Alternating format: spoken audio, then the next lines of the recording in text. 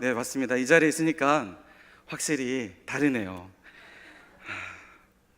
네, 처음 자리, 그 처음 마음, 또 처음 자리라는 제목으로 우리 성도님들과 함께 은혜를 나누려고 합니다. 사자 한자성어에 보면 이런 말이 있습니다. 초심불망 마부작침이라는 말이 있는데, 처음 마음을 잃지 않고 도끼를 갈아 바늘을 만든다라는 한자성어가 있습니다. 처음 마음을 잃지 않고 도끼를 갈아서 바늘을 만든다는 그런 한자성어인데, 이번 설교를 준비하면서 이 마음 가지고 좀 준비를 하고, 떨리는 마음, 설레는 마음, 이런 마음을 가지고 강단에 또 이렇게 말씀을 준비했습니다. 이 마음 잃지 않고 늘 하나님 말씀 앞에 두렵고 떨리는 마음으로, 그리고 교만하지 않고 겸손하게 하나님 말씀을 대하면 참 좋겠다. 이 자리에 올라오기까지 참 많이 떨렸습니다. 그리고 정말 설레면서도 많은 부담도 됐는데, 이 마음 가지고 이렇게 준비하고 하나님 말씀을 대하면 정말 도끼를 갈아 정말 날카롭고 예리한 바늘로 만들 수 있겠구나. 그래서 설교를 준비하면서 더 겸손하게 말씀을 준비했습니다. 함께 귀한 은혜의 시간 됐으면 좋겠습니다. 우리 사진 하나 보여줄 수 있을까요? 네. 여러분, 이 사진 어떤 사진인지 아시나요? 네, 뭐 다 아시죠? 네, 저희 교회 사진입니다. 그런데 이 사진이 참 저에게는 좀 기억에 남고 또 소중한 사진 중에 하나입니다. 왜 그러냐면, 이 사진이 작년 2016년 8월 31일 수요일 날 찍혀진 사진입니다. 제가 찍었습니다. 여러분 기억하신지 모르겠지만, 제가 2016년 작년 9월 첫째 주에 사랑의 교회로 부임을 했습니다. 그러니까 제가 부임하기 그 전 수요일 날 수요예배를 참석하기 위해서 교회 방문해서 교회 앞에서 사진을 찍었던 사진입니다. 사실 제가 사랑의 교회는 그때 수요일 날만 왔었던 게 아니라 그 전주에 행복목회 아카데미 때, 행복목회 컨퍼런스 때 교회 와서 정말 하나님의 큰 은혜를 경험하고, 그리고 이제 사랑의 교회에서 사역을 준비하면서 수요일 날 수요예배 드리기 전에 사진을 찍었습니다. 여러분, 사랑의 교회에 보이는 여러분의 이미지는 좀 어떠신가요?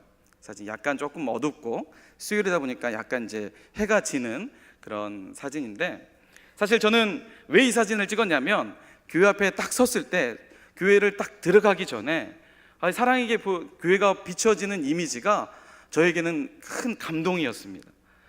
첫 이미지, 사랑의 교회 보는 저의 첫 이미지는 살아있다, 살아있는, 뭔가 가슴 뛰게 하고, 뭔가 좀 한국교회가, 정말 많은 한국교회가 이렇게 막 어떤 죽어가고 있고 비판을 받고 있는 그런 시대에 사랑의 교회는 뭔가 살아있다는 느낌, 그리고 이곳에서 정말 하나님의 거룩한 사명을 받고 사역을 할 수 있다라는 그런 설렘을 가지고 제가 이 사진을 찍으면서 그런 마음을 갖게 되었습니다.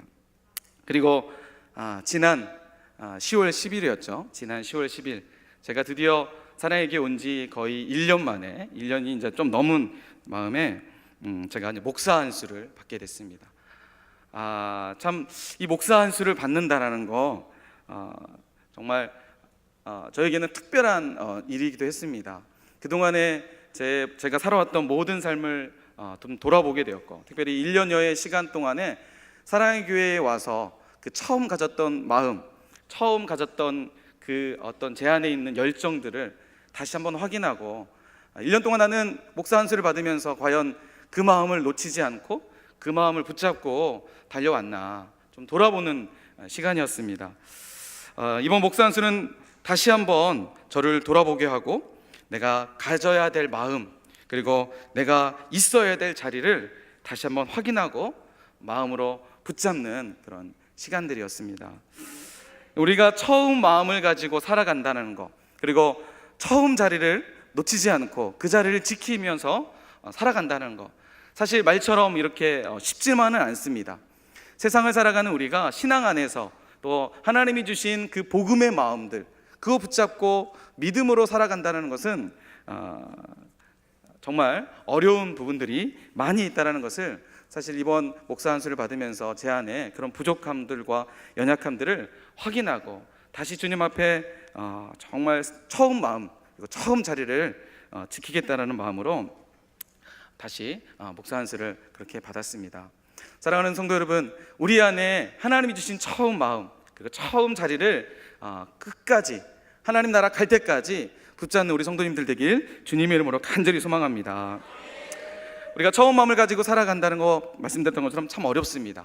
오늘 본문에 나오는 야곱의 이야기도 바로 그런 이야기입니다. 처음 마음, 처음 자리를 잃어버렸던 야곱, 그 야곱에게 오늘 하나님이 찾아오셔서 야곱을 회복시켜 주시는 그 말씀이 오늘 본문 말씀입니다. 하나님은 처음 마음, 처음 자리 잃어버렸던 야곱에게 찾아오셔서 베델로 올라가라라고 말씀하십니다. 베델로 올라가라. 그러면 여기서 우리가 한 가지 좀 생각해 볼 만한 건 뭐냐면, 야곱이 어떻게 왜 처음 마음과 처음 자리를 잃어버렸는가, 그리고 하나님은 그런 야곱에게 왜 베델로 올라가라고 말씀하신 것일까. 오늘 저와 귀한 말씀을 통해서 은혜를 나누고자 합니다. 먼저 우리가 이 야곱이 왜 처음 자리, 하나님이 말씀하신 이 베델로 올라가라고 왜 말씀하셨는지 창세기 28장의 말씀에 보면 그 베델과, 그러니까 야곱과 베델이 처음 등장하는 말씀입니다. 때는 이렇습니다. 야곱이 형 에서의 장자권을 빼앗습니다. 그것도 모자라서 또 아버지 이삭으로부터 축복권도 빼앗게 되죠. 이 사실에 이제 형 에서가 이 사실을 알게 되고 매우 분노하게 됩니다. 그리고 심지어는 야곱을 죽일 생각까지도 하게 됩니다. 이 사실을 안 야곱은 형의 낯을 피해서 이제 도망자 신세가 되죠. 그래서 그의 어머니 리브가에 의해서 그의 외삼촌 라반의 집으로 그가 피신하는 그런 말씀이 28장에서 나오는 말씀입니다. 이 말씀의 중간에 보면 이제 야곱이 형 에서를 피해서 도망가는 과정 가운데에 어느 한 곳에 이르게 됩니다. 날이 어둡고 이제 캄캄한 밤이 되고 그러자 야곱이 이제 그곳에서 잠을 청하게 되는데, 그때 야곱이 꿈을 꾸게 되죠. 하늘의 사닥다리가 하나님의 천사와 하나님의 오르락내리락 하는 것을 야곱이 목격하게 됩니다. 그리고 그때에 형이 낯을 피하여 도망할 때 세상 아무것도 의지할 것 없던 광야에 있을 때 야곱은 그곳에서 하나님을 만나게 됩니다. 우리가 잘 아는 광야를 지나며 이 찬양 잘 아시죠? 우리 목광야, 우리 자매님 어디 계시나요? 네, 우리 광야를 지나며 이 찬양의 가사처럼 이 찬양의 가사에 보면 이런 가사가 있습니다. 내 자아가 산산이 깨지고 높아지려 했던 내 꿈도 주님 앞에 내어놓고 오직 주님 뜻만 이루어지기를, 주님만 드러나시기를 광야를 지나며. 어떻게 보면 야곱은 지금 이 광야 가운데에 아무것도 의지할 것 없는 홀로 남겨진 상황이었습니다. 그동안에는 그를 사랑했던 부모님이 있었고, 그리고 야곱의 마음속에는 하나님의 축복권, 이건 받으면 내가 인생 성공할 수 있다라는 그런 마음이 있었던 야곱. 실제적으로 그 축복권까지 그가 성취했음에도 불구하고 그는 지금 이 광야에서 홀로 남겨지게 되었다는 것이죠. 그런 야곱에게 하나님이 찾아오신 것입니다. 그리고 하나님이 야곱에게 찾아오셔서 야곱에게 하나님의 약속을 주십니다. 우리 창세기 28장 13절부터 15절 말씀인데요, 우리 한 절씩 함께 읽어보도록 하겠습니다. 함께 읽겠습니다. 시작. 또 본즉 여호와께서 그 위에 서서 이르시되 나는 여호와니 너의 조부 아브라함의 하나님이요 이삭의 하나님이라. 내가 누워있는 땅을 내가 너와 네 자손에게 주리니. 자, 14절입니다. 내 자손이 땅의 핏길같이 되어 내가 서쪽과 동쪽과 북쪽과 남쪽으로 퍼져갈 땅의 모든 족속이 너와 내 자손의 말미암아 복을 받으리라. 내가 너와 함께 있어 내가 어디로 가든지 너를 지키며 너를 이끌어 이 땅으로 돌아오게 할지니라. 내가 내게 허락한 것을 다 이루기까지 너를 떠나지 아니하리라 하신지라. 아멘. 깊은 광야에 있는 야곱에게 오늘 하나님이 나타나셔서 하나님이 그를 만나셔서 그에게 말씀하신 말씀입니다. 여러분, 우리가 하나님을 만날 때를 자세히 보면 사실 우리가 무언가를 가지고 있거나 무언가를 쥐고 있을 때 사실 하나님을 만나기란 사실 어렵습니다. 오늘 이 이야기에서 나오는 것처럼 광야에 있을 때 내가 아무것도 소망이 없다라고, 그리고 오직 주님만이 나의 소망이라고, 붙잡을 것 아무것도 없을 때 우리는 비로소 그때 주님을 만날 수 있습니다. 우리가 자꾸만 세상의 욕심과 또 무언가를 더 취하려고 하고 하나님이 아닌 다른 것에 우리의 마음이 빼앗기는 순간 우리는 하나님으로부터 멀어지게 된다는 사실입니다.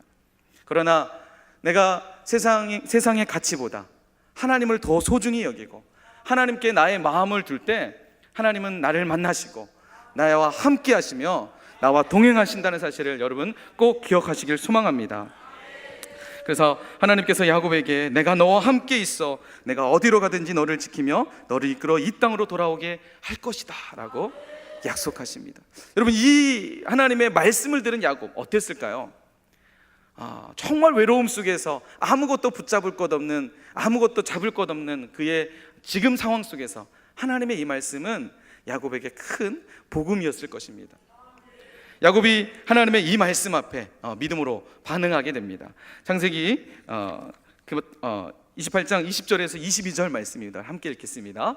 야곱이 서원하여 이르되 하나님이 나와 함께 계셔서 내가 가는 이 길에서 나를 지키고 먹을 떡과 입을 옷을 주시어 내가 평안히 아버지 집으로 돌아가게 하시오면 여호와께서 나의 하나님이 되실 것이요 내가 기둥으로 세운 이 돌이 하나님의 집에 될 것이요 하나님께서 내게 주신 모든 것에서 10분의 1을 내가 반드시 하나님께 드리겠나이다 하였더라.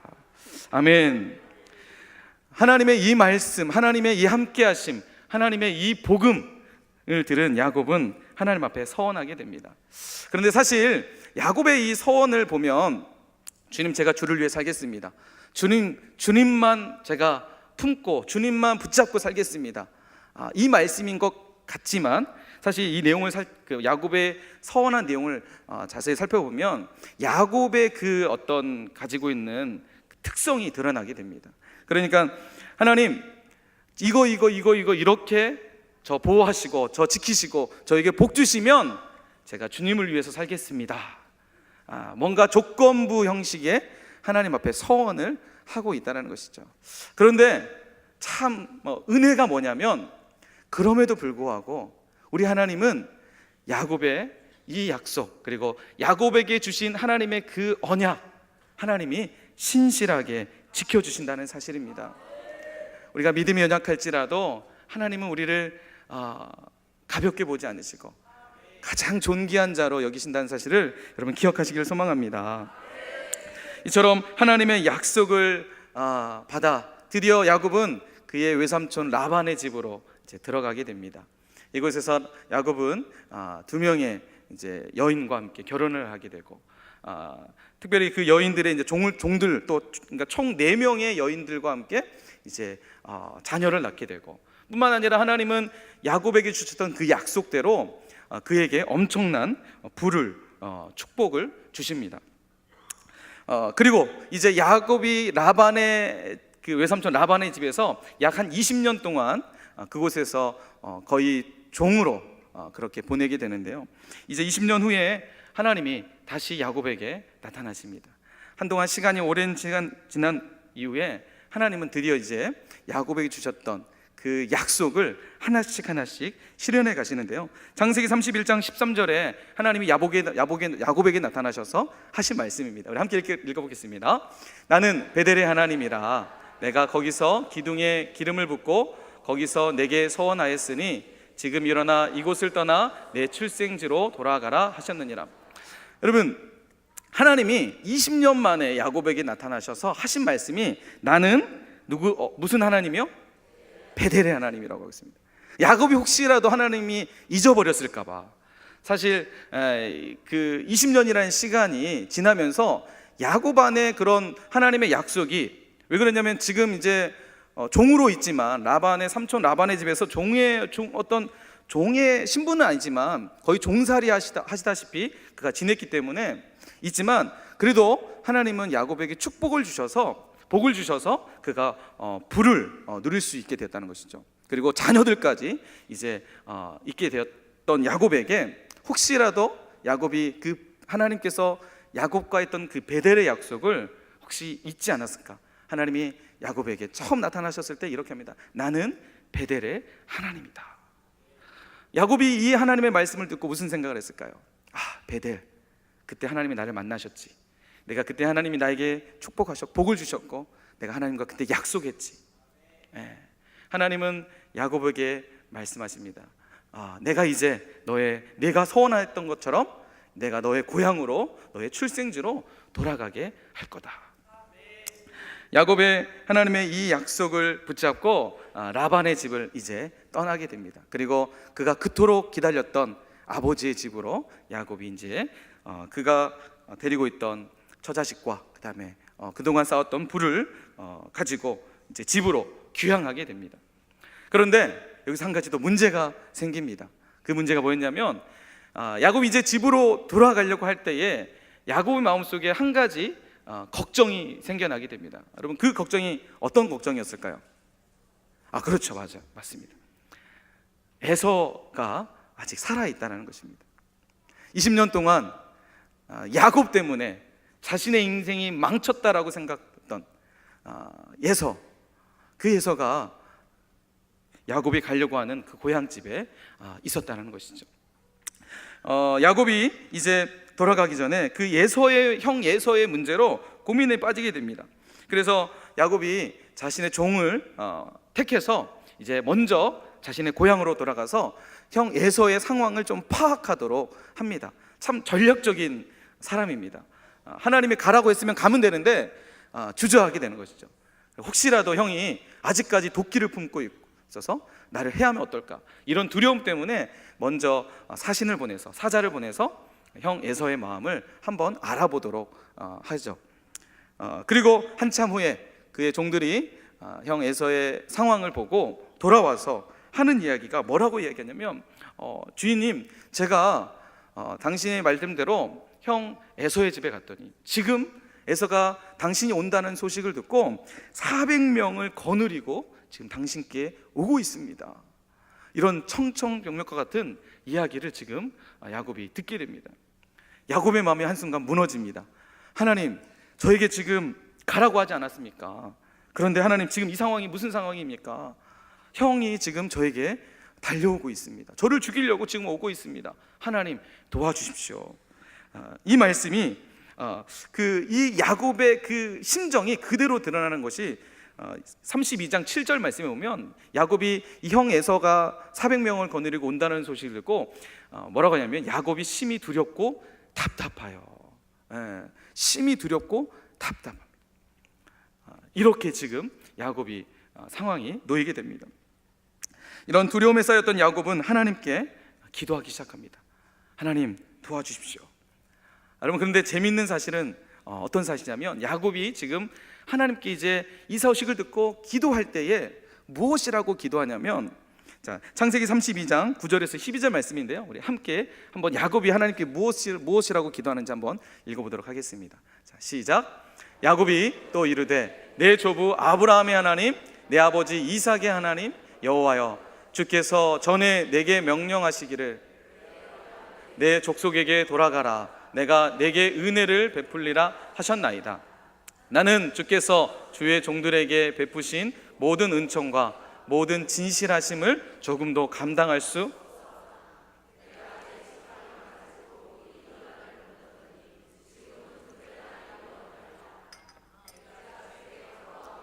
내 에서의 형의 손에서 그가 와서 나와 내 처자를 칠까 겁이 나기 때문이이다.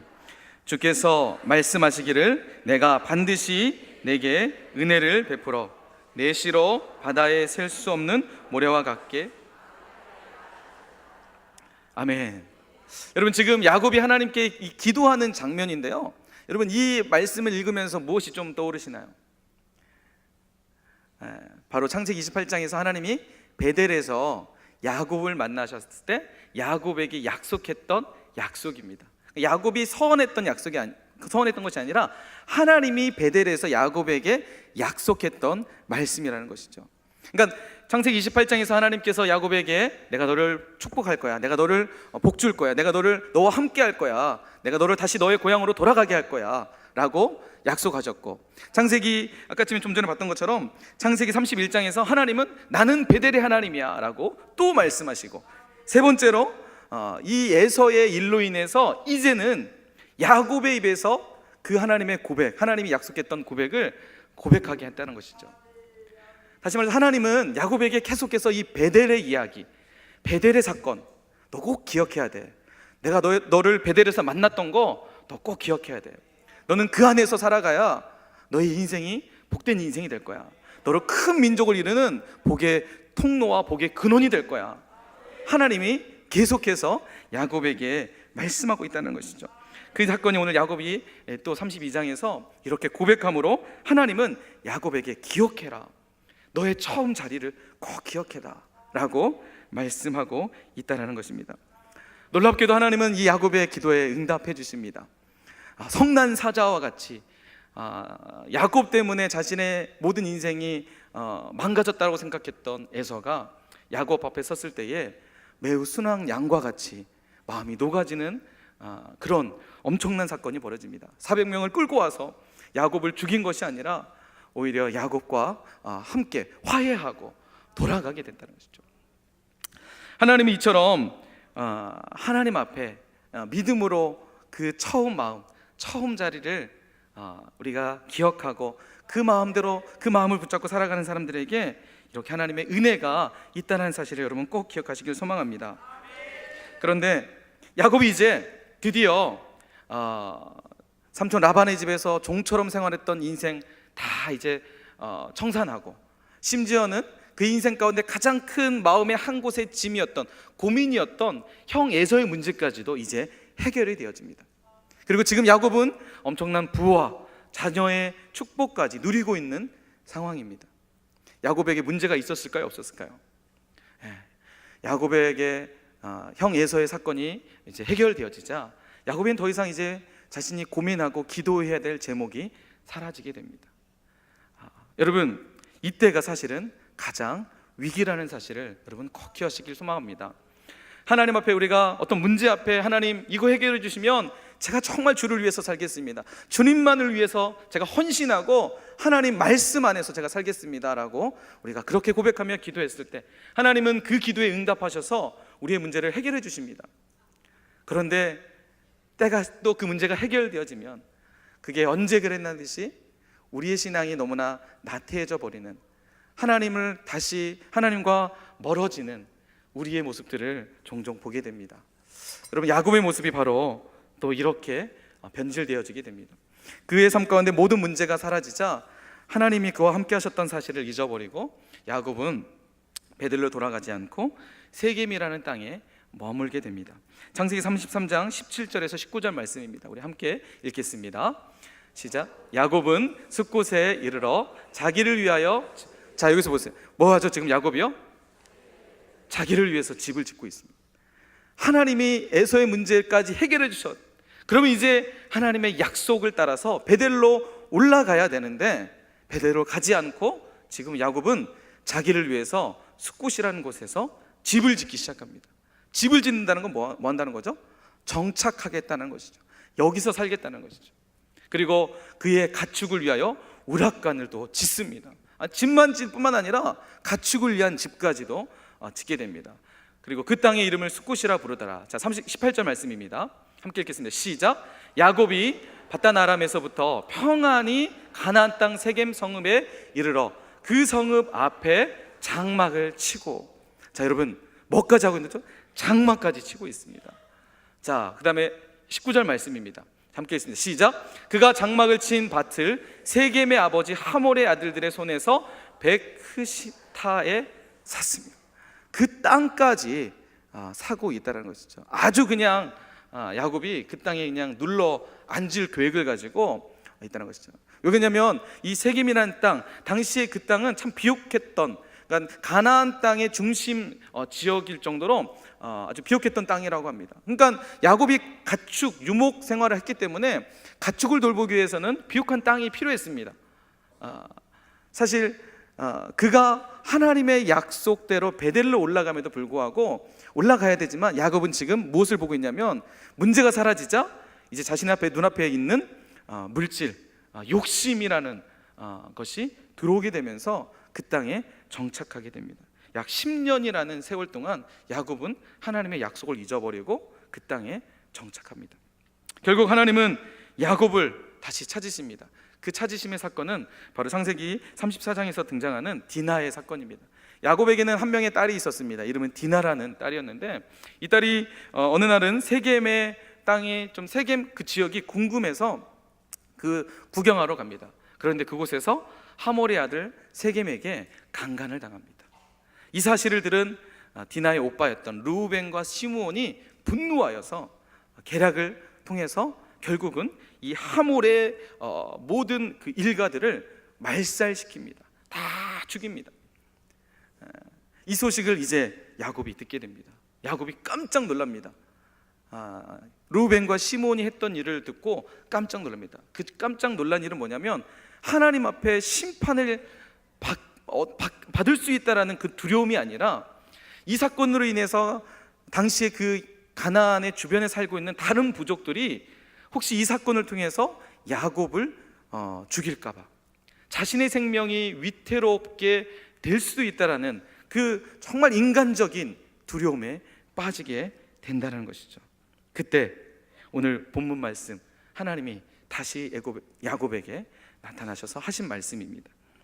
오늘 우리가 읽었던 35장 1절 말씀 다시 한번 읽겠습니다. 시작. 하나님이 야곱에게 이르되 일어나 베델로 올라가사 내 영 낯을 피하여 도망하던 때 내가 나타났던 하나님께 거기서 제단을 쌓아라 하신지라. 처음 마음과 처음 자리를 잃어버렸던 야곱, 비록 자신의 삶 가운데는 누릴 수 있는 평안이 있었지만 언제 모르는 이 불안함과 공포와 여전히 두려움 속에서 살고 있었다는 것입니다. 그런 야곱에게 오늘 하나님이 나타나셔서 부르십니다. 야곱아, 너 거기 있을 때 아니야. 너 거기서 머뭇거리면 안 돼. 너의 인생 거기서 머뭇거렸다가는 너 죽을 수 있어. 너 죽어. 야곱아, 너 나와 함께 그 광야에 있을 때 그 베델이라는 곳에서 내가 너를 만나지 않았니? 여러분, 베델이라는 이 단어는요 하나님의 집이라는 의미입니다. 너 나의 집에 있어야 돼. 너 내 안에 있어야 너에게 참된 행복이 있어. 너의 모든 두려움이 사라질 수 있어. 하나님은 야곱에게 오늘 이렇게 부르고 계십니다. 사랑하는 성도 여러분, 혹시 어느 순간 우리도 야곱과 같이 처음 마음, 처음 자리를 혹시 잃어버리고 있지는 않습니까? 오늘 하나님은 야곱을 부르셨던 것처럼 오늘 우리를 부르고 계신다는 사실을 여러분 기억하시길 소망합니다. 여러분, 야곱이 하나님의 이 말씀을 듣자 야곱이 반응하기 시작합니다. 하나님 맞습니다. 제가 있어야 될 자리 여기가 아니었는데 제가 너무나 하나님을 잊고 살았습니다. 하나님을 제가 제 마음에 두지 않고 세상의 풍요와 세상의 욕심을 쫓아 살았습니다. 하나님, 저의 부족함을 용서하여 주옵소서. 야곱이 하나님 앞에 반응합니다. 35장 2절 말씀입니다. 함께 읽겠습니다. 야곱이 이에 자기 집안 사람과 자기와 함께한 모든 자에게 이르되 너희 중에 있는 이방 신상들을 버리고 자신을 정결하게 하고 너희들의 의복을 바꾸어 입으라. 여러분, 하나님의 이 다시 부르심, 그리고 야곱에게 다시 처음 마음과 처음 자리를 기억하게 할 때에 야곱이 이제는 비로소 깨닫게 됩니다. 내가 있어야 될 자리가 하나님의 집이구나. 내가 있어야 할 곳이 하나님의 아니구나. 야곱이 이 마음이 들자 자신의 식솔들과 그리고 자신과 함께하는 모든 사람들에게 불러서 그들에게 이야기합니다. 너희 중에 있는 이방 신상들을 버리라. 야곱이 하나님을 만나기 전 얼마나 그가 타락했다라는 것, 그의 환경이 얼마나 타락해 있다는 사실을 보여주는 장면입니다. 이방 신상들이 야곱의 집에 가득했다는 거예요. 하나님을 떠난 인생은 바로 우상으로 찌들게 된다는 사실입니다. 물질의 우상, 또 자녀의 우상, 어떤 진로와 또 다양한 삶의 내게 눈에 보이는 이 땅의 우상으로 가득하게 돼버린다는 사실입니다. 마음을 빼앗긴 인생은 이렇게 비참한 인생을 살아가게 된다는 사실입니다. 야곱은 그래서 그 사람들에게 너희 신상들을 버리고 그리고 자신을 정결하게 하라. 여러분, 우리가 하나님 앞에 나아갈 때에 우리가 가장 먼저 해야 될 일은 우리의 자신을 정결하게 하는 것입니다. 그리고 야곱은 이렇게 합니다. 너희들의 의복을 바꾸어 입으라. 당시 그들은 세겜에 정착해서 10년이라는 세월 동안에 그 문화 안에 우상숭배와 이런 하나님과 전혀 다른 삶의 문화에 빠져서 살고 있었습니다. 야곱이 이야기합니다. 너의 의복을 바꿔라. 그동안 가졌던 세겜의 문화를 다 벗어버리고 하나님의 사람들로 다시 너희들이 나아가길 원한다. 오늘 야곱이 그렇게 하나님 앞에 반응하고 있다는 사실입니다. 사랑하는 성도 여러분, 오늘 저와 여러분 돌아가야 될 베델은 어디입니까? 나를 부르시고 만나시고 광야 같은 인생에서 소망을 주셨던 그곳, 내가 가장 약할 때 나에게 강함을 주셨던 그곳, 하나님 없이는 살 수 없다라고 고백했던 그곳, 하나님으로 충분했던 그곳, 하나님이면 만족했던 그곳. 여러분, 우리가 찾아야 될 베델은 오늘 어디입니까? 혹시 야곱과 같이 베델을 떠나 방황하고 있지 않습니까? 베델을 잃어버리고 베델이 아닌 다른 곳에 내 마음이 속해져 있는, 내 마음을 빼앗겨버린 세상의 그곳, 여전히 현실에 안주하고 계시지는 않습니까? 하나님을 향한 우리의 처음 마음, 처음 자리, 우리가 다시 회복하길 소망합니다. 우리 하나님은 여전히 우리를 기다리고 계십니다. 그리고 우리가 다시 그 자리에 오기만을 간절히 바라고 있습니다. 그럼 누가복음에 보면 탕자의 비유가 나옵니다. 잃어버렸던 아들을 위해서 여전히 아버지는 집 앞에서 아들이 돌아오기만을 기다리고 있습니다. 이제나 저제나 언제 올지 모르는 그 아들을, 아버지는 한숨도 한 번도 한순간도 그 아들을 잊지 않고 그 아들이 돌아오기만을 애타게 기다리고 있는 그 말씀이 아버지의 마음입니다. 오늘 우리가 베들로 다시 돌아오기를 원하시는 하나님의 마음, 처음 자리를 붙잡고 그 마음 안에서 행복을 누리고 행복을 나누는 우리의 인생을 그렇게 되기를 소망하는 마음이 하나님의 마음이라는 것을 기억하시고, 오늘 이 밤에 우리가 하나님 앞에 처음 마음, 처음 자리를 회복하는 시간 되기를 간절히 소망합니다.